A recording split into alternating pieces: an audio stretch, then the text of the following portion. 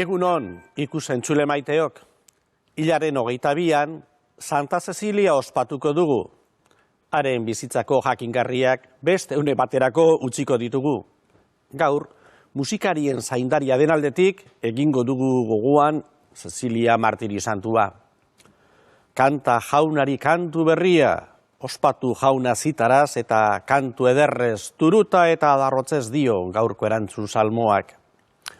Kontzilioak honetaz dioena, Elizaren musika tradizioa altxor guztiz preziatua da, gainerako arte adierazpen guztien gainetik dagoena, batez ere kantu erlijiosoa, hitzekin batera liturgia ospetsuaren osagai beharrezko eta bere-berea delako. Eliz kantuak goretziak izan dira eskritura santuan. Esaterako, Efesotarren epistolak dio, bete zaitezte espirituaz, zeuen artean salmua goratzarreak eta kantu inspiratuak abestuz. Kantatu eta egin goratzarre jaunari bihotz-bihotzez. Eta Kolosarrenak berriz gaitzen du, kantatu jainkoari eskerronez. Kanturako zaletasuna Biblia osoan antzeman daiteke barra-barra. Salmo guztiak abestekoak ziren, profetengandik hainbat kantika heldu zaigu. Bai eta liburuen izenburuan bertan, kantikarik ederrena, kasu edo negar kantak beste kantu bat. Eliz musikak balio handiak ditu. Eta denok dakigu elizkizunetako musika eta bestiak ondo baloratzen, adibidez. Fededunek otoitza goxoago egiten baldin badute, ondo. Elkartearen gogo bateko izatea bultzatzen badu, oso ondo. Liturgi egintza bera duintasun eta ospe agundiagoz jasten badu, bikain. Herria kantuz biziki estu hartzen duenean, zoragarri. Eta ez zinobe oraindik kristaua pozik eta kantuz Jesusen gana hurbilago gertatuko balitz. Indar berritu bitez abez batzak, dio kontzilioak. Polifonia eta besti berriak euren eskotik ertor daitezke. Tokian tokiko kristau elkarteak aukera mugatuak ditu. Modu hona abez batzak bere honean jarrai dezan, tentuz eta gogoz egingo den prestakuntza da. Horretarako taldearen mugapenak ezagutu, konpromisoak neurtu eta entzeguei txuku batera eta maila honeko musikarien esanetara jarri behar gara. Umiek arreta berezia behar dute eskolan eta katekesien, inoiz elizkizunetan abestuko bat dute.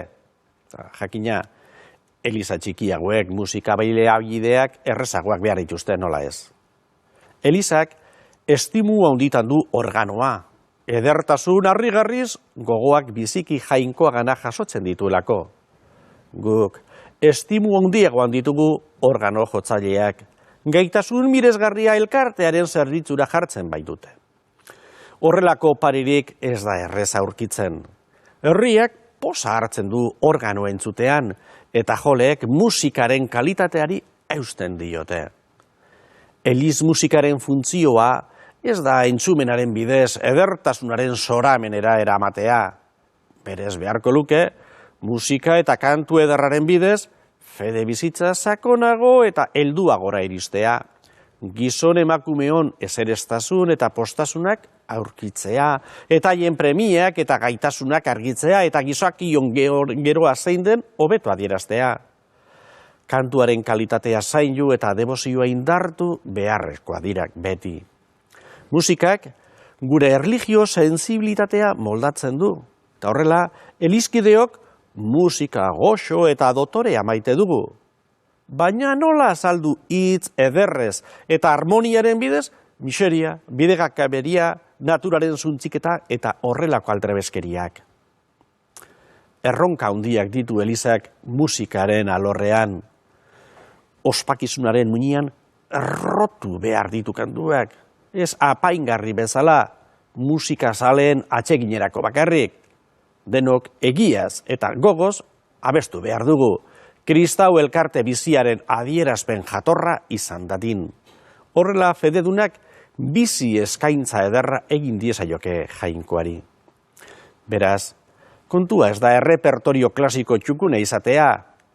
Elkartearen izaera, itxaropena, nahigabea eta posak era egokian eta ederrean adieraztea baino. Musika herrikoia ala jasoa izan. Kontzilioak eliz musikaz esandakoa gogoratzeran, berehala datorkigu burura, euskal alorrean dugun altxor bikaina. Eta egileak, nola ez aipatu hoien artean, Gorriti, Aita Donostia, Beobide, Sagastizabal, Iruarrizaga, horiek kontzilio horrekoak.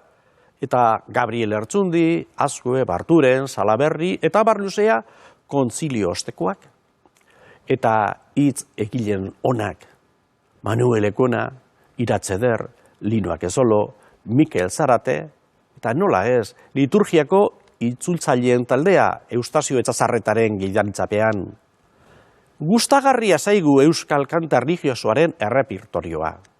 Nire ustez, aberatza da euskara sortu eta eskura jarri digutena. Gaur, ospakizun ederrak antola daitezke kristau elkartean, berdin, parrokia, komentu, santutegi edo katedrala izan. Horregatik nire eskerrik onenak, parrokietan eta elizkizunetan kantuan eta abesbatzak zuzentzen, eta organoa jotzen, eta doinuak konposatzen ari direnei. Badakigu zer den astero entzegua, igandetan abestu, hileta elizkizunetan kantuz lagundu, eta inoiz, sasi letratu baten zirikada jasatea. Ikusentzule maiteok, gaurko musika amaitu da. Santa Ceciliak doinu alaietan zaindu zaitzatela. Urrengo txandar arte, ondo izan. Agur.